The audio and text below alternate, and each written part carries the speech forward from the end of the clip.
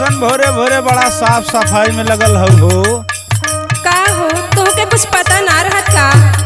नहीं, हमके तो कुछ ना पता है। अच्छा तला सुना। सुनावा। आज वही है भीम बाबा सज के रथवान से, आज भीम बाबा सज के रथवान से, आज भीम बाबा सज के रथवान से। हर रथवान से है राजा, रथवान से है सैया रथवान से। आज यही है भीम बाबा सज के रथवान से, आज भीम बाबा सज के रथवान से, आज भीम बाबा सज के रथवान से। पता चला? अच्छा ये बात है। काहे इतना तैयारी होत का? ओहो अब बुझाइल। तो सुना हमार बात सुना। सुनावा। जहता मोर राजनावा में हुआ मिठाइया, मेवा मिठाइया, मेवा मिठाइया, मेवा मिठाइया, मेवा मिठाइया। जहता मोर राजनावा में हुआ मिठाइया।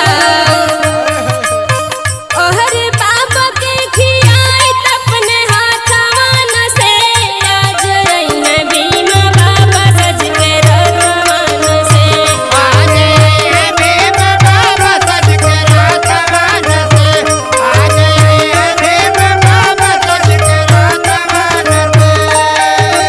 ए राजा का हो? देखा, आज पूरी तैयारी खूब धूमधाम से करा। अच्छा हाँ, और का ले आवे एक बार सुना। सुनावा।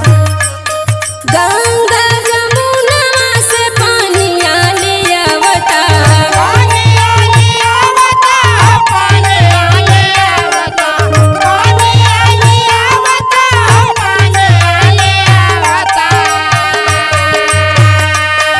गंगा जमुना से पानिया ले आवता।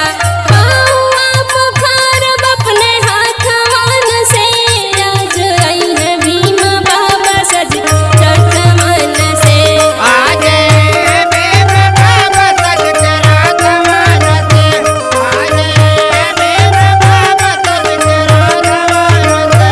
आए रथवान से हो, रथवान से हो, रथवान से। आज भीम बाबा सज के रथवान से, आज भीम बाबा सज के रथवान से। ए हो मोर राजा लावा गेंदा यो गुलाबवा, गेंदया गुलाबवा, गेंदया गुलाबवा, गेंदया गुलाबवा, गेंदया गुलाबवा। ए हो मोर राजा लावा गेंदा यो गुलाबवा। ओहर गजरा बनी में अपने हाथवान से, आज आई है भीम बाबा सज के रथवान से। आज भीम बाबा सज के रथवान से, आज भीम बाबा सज के रथवान से। और बताई बतावा हो। कहबली हो चंदा भीम बाबा जी के गीतिया। बाबा जी के गीतिया, बाबा जी के गीतिया, बाबा जी के गीतिया, बाबा जी के गीतिया। कहबली हो चंदा बाबा भीम जी के गीतिया। ओहर नहिया लगई बेवन के चारनान में, आज आई है भीम बाबा सज के रथवान से।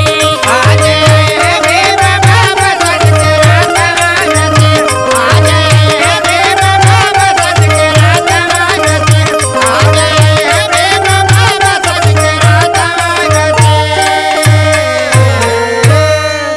तलियावा झोरा हम जाई बाजारे सब सामान ले आए। तू घर का साफ सफाई करा। ठीक बा।